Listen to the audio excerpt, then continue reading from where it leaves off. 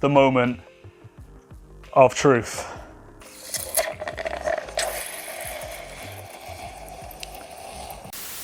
Juicy juice, man. Oh yeah! And basically we're just making a really simple grain bill, nothing complicated, 9.5.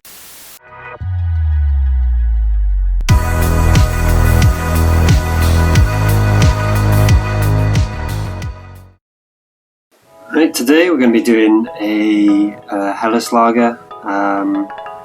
It's one of my favourite beer styles. I love Augustiner Helles, drink it all the time. It's probably my most drunk beer, drink it all year round, so I wanted to kind of do a little bit of a homage to that. And let's see how it goes. So for this recipe I used 6% Fireman Cara Helles and the remainder being Fireman Bark Pilsner malt. Always make sure to constantly stir in when it's a small batch like what I do. Is, well, as you can see, it's very easy to do. Dump the bag in with one arm. Don't have to be a beefcake to be able to do that.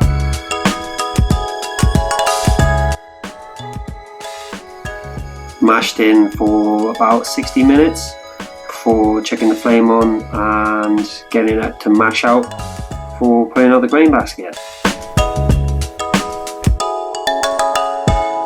I hope you like my sassy little red gloves, gone from Amazon. Didn't realise they had love hearts all over them, but we'll take it. I think they're pretty cute, so I've stuck with them.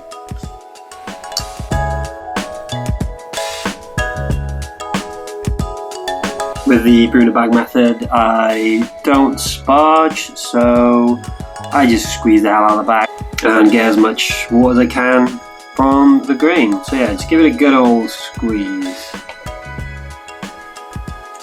As it's draining, I do whack the temperature up to, well, what I'd say is 100%. I do obviously do it on this gas stove, so just crank it up and try and get to that boil as quick as possible. Everyone's always trying to save time, so yeah, why wouldn't you? Just crank it up.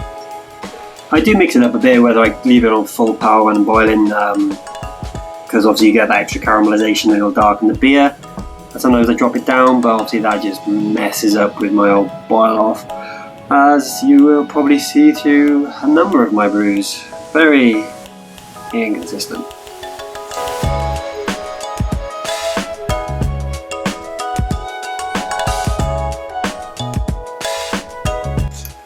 Of course, as coming up to boil, weigh out your hops. Shoutout Homebrew for this one. I like this one. It's, I believe, what they use in Augustiner Helles. It just gives that authentic German Helles flavour. And I went for 18 IBUs worth of hops going in at 30 minutes. I did a 30-minute boil. It's something that I've started to do, save a bit of time. You see obviously a lot with brew philosophies, short and shoddy, and I think it's a great way to do it.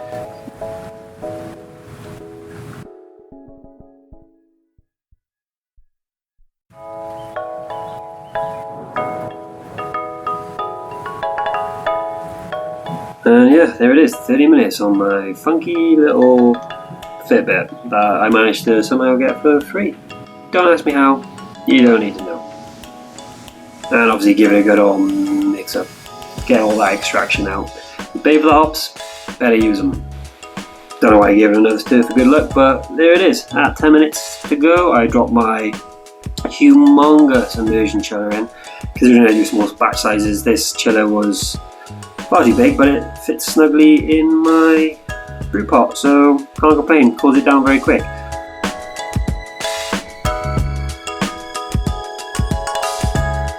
Always check a ware flock in there as well, helps to drop out any sediment in the wort to hopefully get a bit more clarity going into the fermenter. But I don't care anyway, I dump it all in, so I think it's worthless. Me doing it, I just do it because it seems like the right thing to do, and it looks cool. So brewing career is a very strong word. I do still siphon the beer out of the kettle. I don't have a spigot on the side to draw it out because I am cheap and I don't want to drill one in. I don't have the tools for it because I am a poor little millennial. So yeah, I just siphon it into, this is just literally a 5 litre, 8 pound Demi John. They're fantastic for small batch brewing, and the clarity just means that you get to watch it ferment away. Yeah, and as you can see, we did get a lovely colour on it. Very happy with that at this point. Check out this cool little slow-mo. Obviously, you've got to shake it up, get the oxygen in there, get those arms working. Look at those chubby little forearms working away all over life. Believe it or not, it's quite a new addition for me. Cheeky little fridge that I got off Facebook Marketplace. Cheap as chips. And yeah, chuck the yeast in. Went the classic Saflager 3470, very forgiving. Or so they say. I'm sure my dodgy brewing practices will test that out. But I do like to try and keep it cold as I can. With lagers, I know you can pretty much almost go to room temperature with this yeast and you should be fine. But I just want to be careful. Yeah. And yeah, I chuck the bubbler on. And we'll see it in a couple of weeks.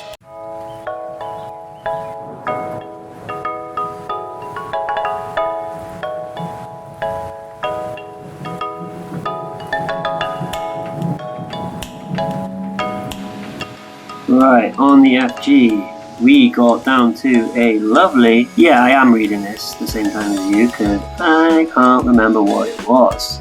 What does that say? 10.06. Pretty dry. I like it dry. I like the lagers dry. Yeah, and with that final gravity, the lager came in at a whopping 3.6%. I didn't show you the OG, but just, you gotta believe me. I'm not doing the maths on what the OG would be with that, but yeah, it was 3.6%, so yeah, very low ABV for what I was aiming for. Goes to show that my efficiency is in the bin.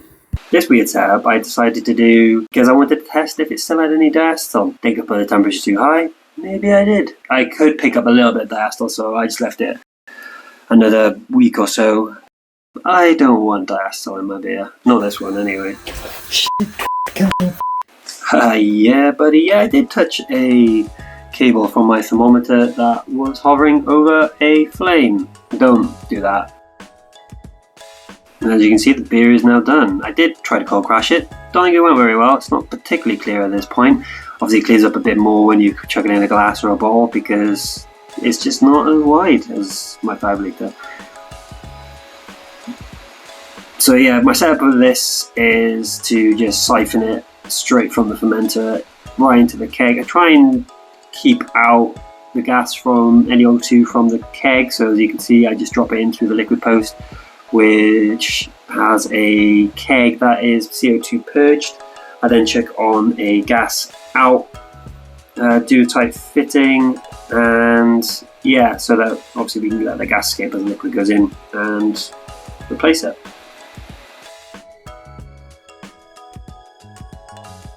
Give it the old lean. Get it in there, gotta get as much beer as you can. You paid for it, you use it, just like the hops. Come on. Also, how gross does that lager yeast look? It looks horrific.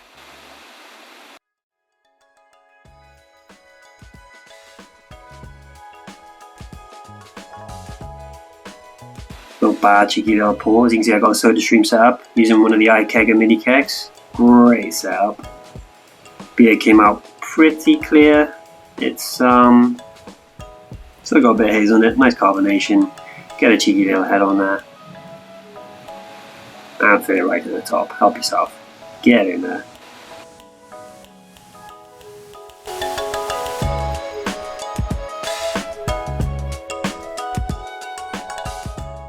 And here it is, the final product. Not much to say about it. It didn't quite turn out as I planned. It's quite thin, as it's quite a low ABV beer. And I wouldn't say it's a very good tribute to Augustiner Helles. But, well, we go again.